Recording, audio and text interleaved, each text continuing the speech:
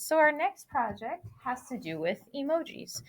The samples of these projects are actually on this wall in the classroom on my left hand, probably your right hand side, which have to do with something we see quite often, which is pretty cool. So what I like to start off with for this project is this little text conversation from like super old iPhone land. And based on what you see here, there's really not a ton of text. What do you think is going on? What are they trying to say? The mom is asking if they want food. Okay, how do we know that?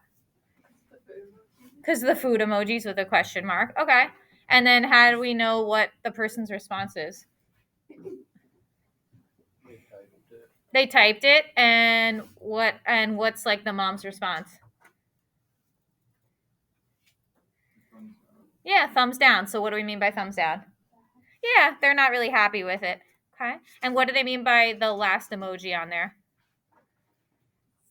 Yeah, kind of like sleepy, like, oh, I'm not in the mood to go out and like go and eat, right?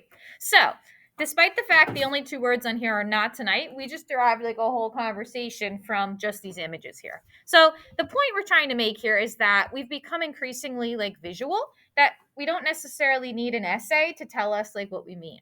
So, if you were to open any kind of phone you have and you go to send a message to someone, like a text, what kind of symbol do you press to open up your text messages? A speech bubble, thank you. So it doesn't say any words there. It just says like a speech bubble. If I'm going to go and call someone on my phone, what kind of image do I press to call someone? The phone. Okay. So, especially if you're looking at like a home screen of any kind of like smartphone, it doesn't really say much text on there, or the text is super tiny and it's very secondary. So, visual culture, which is a lot of our focus in this course this year, is really important. And these images we're going to work with are going to do the same thing. This is like a fun little tidbit I put on here. You can look into it a little bit more later. But I have this cool thing of 3 artists working with emojis. This one's my favorite from Young Jake, where he comprised the whole image of Childish Gambino with just emojis. So, like at the bottom of his beard, I could see there's like the little C copyright sign. Um, he's using like jack o' lanterns for some of the shading in his head. So there's a billion different ones here. Yeah, smiley faces, tons of different stuff. I just think it's fun to look at, just to see that like other artists are taking this pretty seriously too. So just something fun that you can look through if like artists are actually making a living off of making art that's full of emojis. This one's a little easier to describe too, where this artist takes a file and like translates it into a file strictly made of emojis, which is interesting too.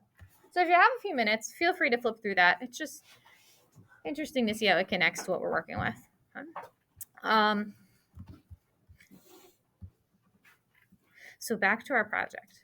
Love the emoji one. So the first thing we want to get done today, we want to think about, is we want to choose like an emoji or an emotion to base our own version on. As you can tell from some of the examples on the wall, we're not just using like general shapes. What are we going to be making our emojis from? Fruits and vegetables. Okay. So we need to decide on an emoji that's going to like easily demonstrate emotions on someone's face. So I would avoid emojis where it's anything but a face. You just want the ones that focus on a face. Of course, I have like some up here. These are like the OG emojis. But I have a few links here of different emoji ones too. I don't think you're going to have any issue figuring out which one you want. Not worried about that. Then we're going to start building from actual fruits and vegetables. And I'm going to show you some like selection tools as well. And how we're going to remove the backgrounds, because there's a lot of different ways we could do that. And we're trying to get a little bit better about that as we're going along. Okay. And we have to have a certain amount of features. So it's going to have a head, eyes, a mouth, and at least one other feature. So you can add whatever you want. And I put some suggestions on here of stuff like hair, ears, earrings, eyebrows, facial hair, anything like that. It's up to you. It doesn't have to be exactly a depiction of a emoji you saw from the list. And then we'll have some text at the bottom as well. Um, we want to make sure that our fruit and vegetable choices are as close as we can get to resemble the facial features of our project. If you look at some of the examples on the wall, if we could look there for a minute, you'll notice like they maybe didn't necessarily just Google like cucumber slices. So I'm looking at the one, two, three, four, five, six, seven, eight down. It's embarrassed. It's a big old watermelon. So his eyes are really, really round. And you'll notice like they probably just didn't Google cucumber. They looked up like cucumber slice to get a big circle, like slice shape of for the eyeballs.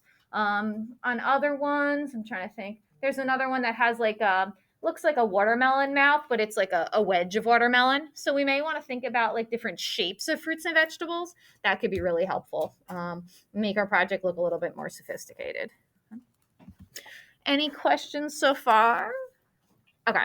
What I want to talk about today is just setting up the canvas and just talking about some selection and background removal tools because there's a cajillion ways to do it. And I want to go through those slowly today. So when I make my new document, like we talked about, it probably has a saved version of 8.5 by 11 on here, but you could also click print and letter will be right there for you, which is nice. And in most cases, you'll probably want your project to be vertical, especially if you pick like a round or a taller fruit or vegetable.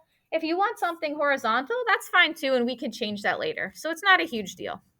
So most things here should be correct, except you want to change to CMYK. Ta-da. Okay. So we have our piece of paper, and I'm going to choose an emoji to work off of. Maybe I do like the angry ones. I think they're kind of fun. Maybe I'll go with like this guy over here, one of like the super angry ones. Oh, I like this one actually. I like the one where he's got like the steam coming out of his nose. So let's talk about that one. Okay. So based on that emotion, it's some form of angry. I know it's hard to point that out right now, but like what are some ways things that could possibly happen to your face as a person? What could change on your face when you get angry? What's going to happen to your eyes? Let's start there.